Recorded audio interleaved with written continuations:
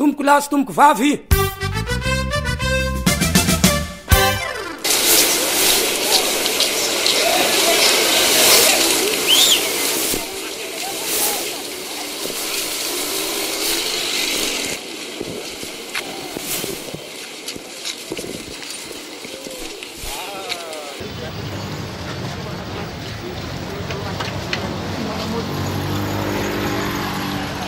Tsisy sakafo telo herinandro zao ny boana, mbola tsy nisy na dia tsena mora ary tsisy fanampiana nefa izay tsy afaka mivary. Raha ny tianay zao mba afaka midio any an-trano, mba afaka miaro tena amin'ilay aretina fa matahotra, fa tsy afaka satria ny ankizy mitomany noana.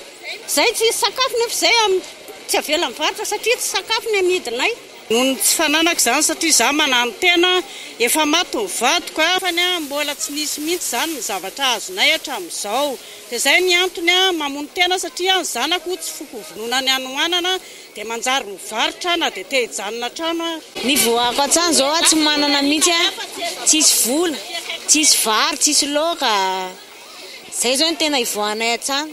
Satria teren'ny zava-misy, ohatrany hoe tsy fisiana, ohatr'izay satria raha ohatra hoe misy tsatsy ary nge matory any an-trano. Tsy maintsy mitady kely zany, amin'ny sady tsy miasa mikatona daholo ilay orinasa zao, dia voatery tsy maintsy mavarobarotra kely mba ahodikodina kely zany izay mba eo dia mba ahafahana ilay Tady vola no ivoana ny trano.